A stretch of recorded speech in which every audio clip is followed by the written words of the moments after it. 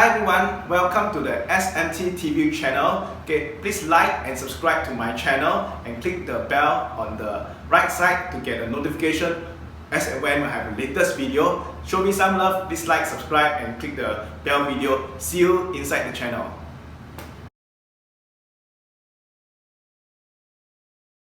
Hi everyone, today I want to cover what are the different trading instruments and what are the advantage and disadvantage of them. So let's take a look at what are the common trading instruments. Okay, so first thing we have stocks. Okay, stocks is a very common trading instruments. Okay, next is forex. Forex is basically foreign exchange. We can also trade that based on different currencies. Next we have options. And last we have CFD. So first thing first, what is stocks? Stocks are basically ownership of companies, okay? And this ownership of company, let's say example, Apple, okay, which is a stock that is traded in the stocks exchange, okay? We can actually, the company actually IPO and list their shares, right, in the stocks exchange, and someone can actually go through a broker and trade that particular stock. Let's say example Apple, they can buy a certain number and quantity of shares based on the ownership of the company. Okay, and what do they get in return? Because they are having ownership of the company, they are entitled to the dividend. If every year or every half a year the company give up dividend, they are entitled to dividend. Okay, so as a trader, it is possible that you buy and sell within a short period of time to benefit from the movement of the stocks. Okay, that is trading through stocks.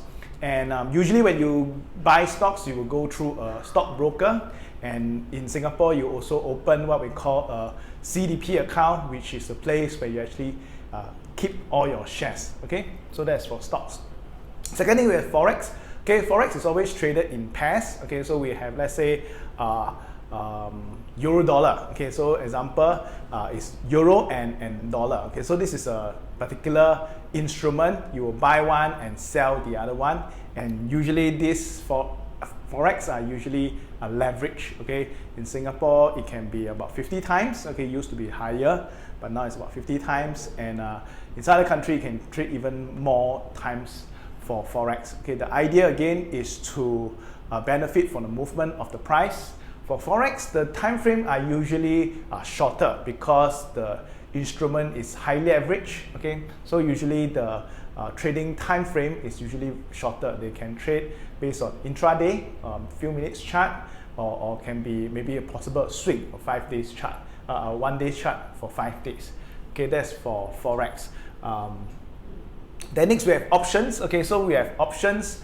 Options, we have stocks options. It means we are trading the options of the options of the stock. Okay, so options, the idea is again is a leverage product, and options differ in terms of stocks is options usually will have a expiry. Okay, let's say example you want to buy a house. Okay, you want to when you buy the house, you put a deposit, and that will be the option to buy the house. Okay, so usually when you do that, it's a fraction of the underlying shares. Okay, but there's always an expiry for that particular options. Okay, it can be like 1 month, it can be 3 months, you know, so that is the expiry. And on top of that, option usually will also have what we call a strike price. Okay, maybe next time we have more time, we can go into that more in details. Then lastly, we have CFDs. CFDs is possible to have CFDs on stocks, CFDs on forex, even CFDs, maybe not options, but they have CFD on different instruments, and they are you actually not owning the underlying stocks or forex, but you are trading the CFD through the broker. Usually when the stocks issue dividend, CFD provider will also give you a dividend. But the difference is, since you're trading CFD, you don't have any voting rights. Okay, for compared to stocks. Okay, for stocks they have you can go for AGM, you have voting rights and things like that. But for CFD you don't have. You are just trading the underlying. You're buying and selling through the broker. Okay, again the leverage can be from 2 times to about 10 times, okay, based on the different instrument. For Forex, again, it's higher also. So these are the different instruments you can trade on. I will advise you to study more deeply into them because some of them are leveraged, some of them may not be leveraged. Okay, the next few times we can talk about what is leverage and how to trade leverage products. Okay, so hope this is useful for you, and see you in the next video. Thank you for watching this video.